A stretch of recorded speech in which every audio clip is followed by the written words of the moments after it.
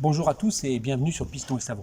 Alors aujourd'hui, on s'occupe de la Seat Leon Gris Pyrénées de Lilian et pour ça, on va utiliser le sample kit de Sam Zetteling qui nous a été envoyé par Marcel Bagnol.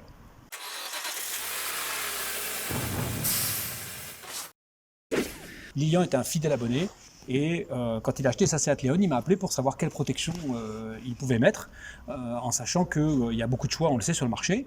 Donc je lui ai proposé de m'en occuper moi-même et je vais pour ça utiliser le sample kit de chez Sam Zetteling qui m'a été envoyé par Marcel Bagnol. Ce kit comprend 8 produits pour l'intérieur et l'extérieur.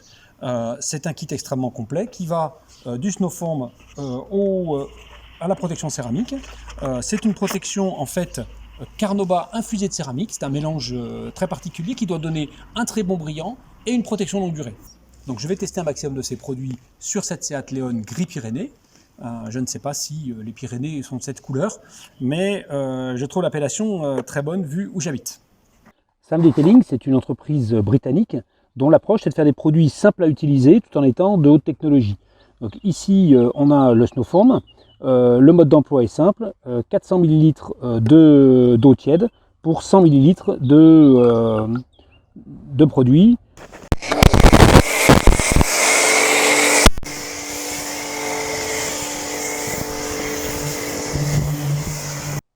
Comme vous pouvez le voir, on a une très belle mousse.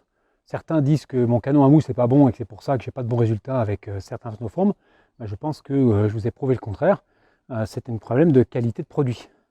Donc les instructions, c'est d'attendre 10 minutes. Donc on va laisser bien sûr agir le produit sur la carrosserie. Et pendant ce temps, on va s'attaquer aux jantes qui ne sont pas très sales. Donc le rinçage du véhicule montre que le prélavage est de bonne qualité, mais que la voiture n'a vraiment aucune protection. Je trouve les jantes magnifiques.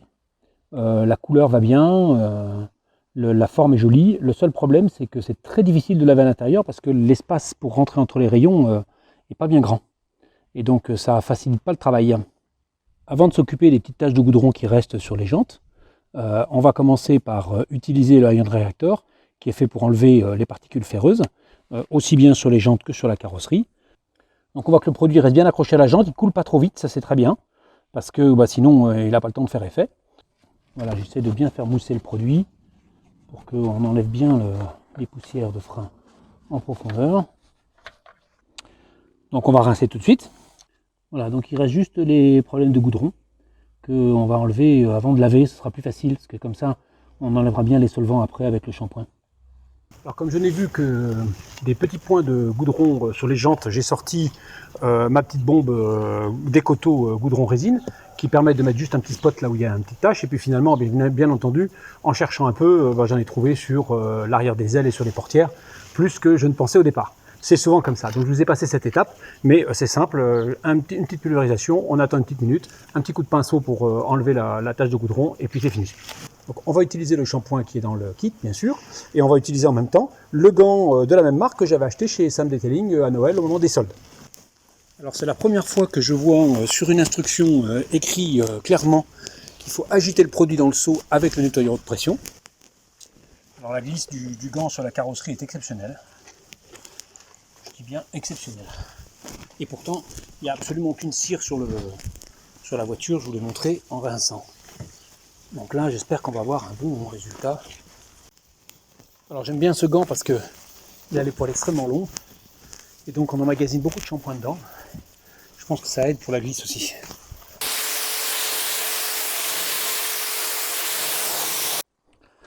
Alors on va sécher rapidement le véhicule et pour ça, je prends la microfibre gaufrée parce que comme elle n'a pas de protection du tout, une microfibre épaisse de séchage accroche beaucoup sur la carrosserie et c'est dur à tirer. Donc après le séchage, il est temps de faire une petite inspection de la carrosserie. On a retrouvé un peu de brillant. Je regarde que les petites traces qu'il y a ici, là on a quelques rayures, on a un petit pet en fait et ça a essayé d'être traité ça et c'est un peu rayé. Donc là il faut faire un petit coup de polish. On a encore des traces de goudron. Là, c'est vraiment le goudron, c'est épouvantable. On en retrouve partout. Ici, on est rayé. On est pas mal rayé même. Donc on va essayer de faire quelque chose quand même, pas la laisser comme ça. Et puis, encore une fois, je retrouve encore des pets de goudron. Donc j'ai encore du travail. Vous voyez là, on n'est pas propre derrière l'anneau. Alors certains diront qu'on n'est pas obligé de prendre un quick detailer pour faire ça, qu'on peut faire ça avec un APC. Je suis d'accord, mais ça me permettait aussi de tester l'extérieur detailing. Alors pour moi, les soufflets à l'intérieur de la portière, ça fait partie de l'extérieur. Je fais ça avec un pinceau fin parce que c'est pas très accessible. Alors j'ai choisi de nettoyer les vitres avant de passer la protection carrosserie.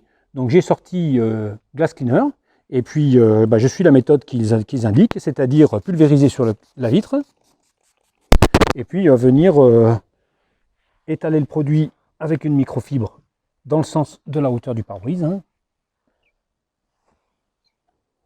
Et ensuite venir sécher avec une microfibre très fine, puisque les microfibres pour vitres sont des microfibres très fines. Voilà.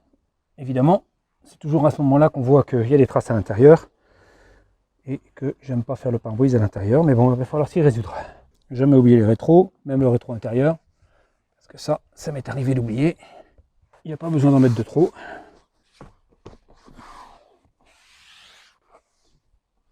Voilà.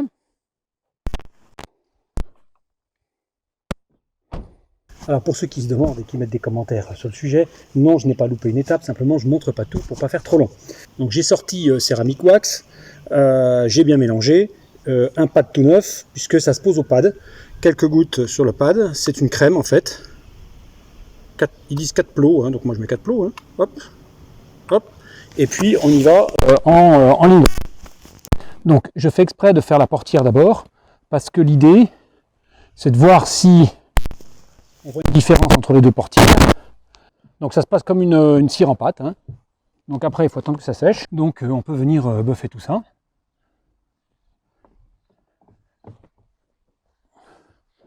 Alors je ne suis pas sûr qu'on voit la différence de brillance parce que c'est compliqué à la caméra. Ce qui est certain, c'est qu'il faut bien laisser sécher. Et quand c'est bien sec, c'est un régal à buffer. Ça se passe tout seul. Bon, j'ai essayé sur le capot où j'étais pas tout à fait sec. Et là, du coup, c'est pas terrible, il faut attendre un petit peu. Je vous laisse admirer le brillant de la carrosserie. Je trouve que c'est un très bon résultat. On va voir dans le temps, puisque c'est toujours pareil. On parle de 11 mois de protection, donc il faut regarder un petit peu qu'est-ce que ça donne.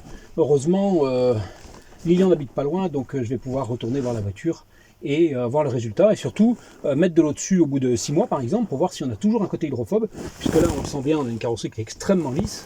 Hein, donc on sait que ça donne un très bon côté hydrophobe, mais il faut que ça reste, et donc c'est bien la tenue dans le temps qui est importante. En attendant, on va tester Intérieur Detailer, qui est le nettoyant intérieur de chez Sam Detailing.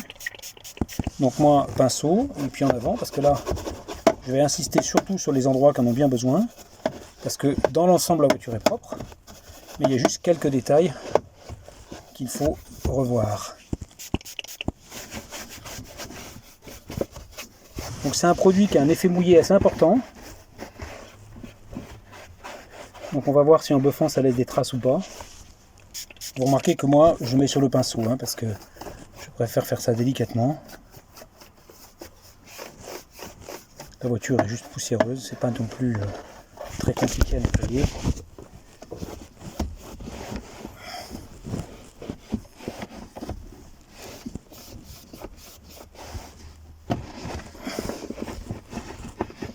Alors c'est censé laisser un effet très mat, donc moi je devrais être plutôt satisfait parce que je suis pas trop pour le brillant, en tout cas pas trop, j'aime bien satiner ou mat quoi. Alors c'est vrai que le résultat est très sympa, moi je dirais plutôt satin que mat, hein. Mais c'est le genre de choses qui me plaisent. Alors bien sûr, ça c'est tout sale, donc pinceau. Voilà, c'est beaucoup mieux comme ça.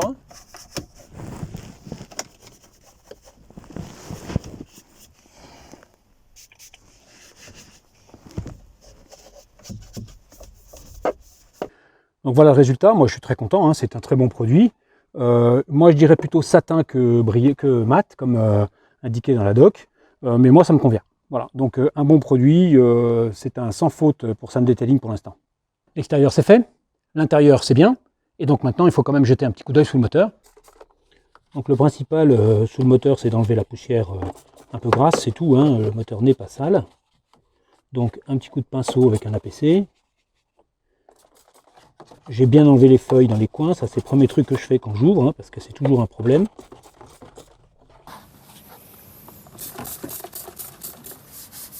Donc on est sur un moteur essence. On n'a pas le gros cache habituel, c'est assez sympa. Pour finir, AM-Dress de chez AM Detail. C'est très très bien pour les B-moteurs, c'est bien pour beaucoup de choses d'ailleurs.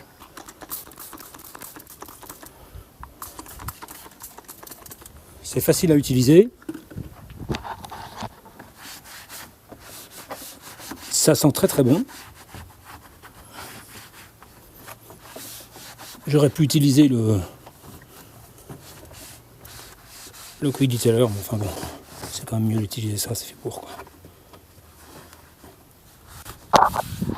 C'est un produit que j'ai aussi acheté chez Marcel Bagnol. En solde d'ailleurs, je crois. Pour les petites surfaces plastiques, on va faire directement sur le microfibre.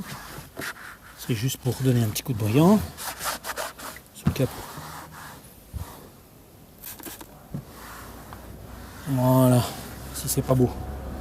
Alors je vous propose une petite inspection finale avant de finir cette vidéo. Donc l'inspection finale, je la fais toujours avec une petite microfibre de lustrage. On ne sait jamais, si jamais on trouve un petit défaut. Il faut toujours avoir une petite microfibre à la main. Donc le moteur, vous voyez, on a quelque chose qui est propre. Hein. Il était juste un peu poussiéreux, rien de grave. Mais c'est toujours sympa d'avoir un moteur qui brille. Hein, un dessous de capot propre. J'ai jamais vu un dessous de capot aussi facile à nettoyer. C'était vraiment un plaisir. Donc le gris Pyrénées, que je trouve très très joli, très profond. Alors les sièges ne sont pas encore secs. Donc on voit des auréoles, mais c'est parce que je les ai nettoyés qui ne sont pas secs. Par contre le reste, c'est nickel quoi. Les produits sont tous très bons. Et puis la voiture n'était pas très sale non plus.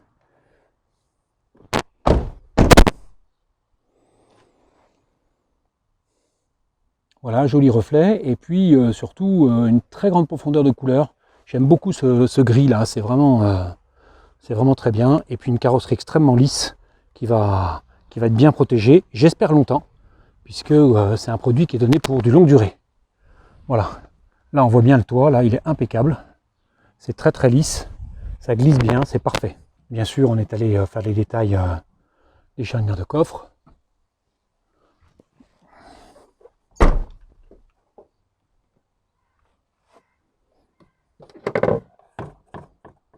Là c'est propre aussi. Donc un set de produits d'excellente qualité. C'est, je pense, la première fois que je trouve un kit d'autant de produits de la même marque où tous les produits sont bons. C'est quand même assez souvent, vous avez un produit phare et puis vous avez des produits qui sont un peu moins bons. Je vous remercie d'avoir suivi cet épisode de Piston et Savon et je vous dis à bientôt pour une nouvelle vidéo.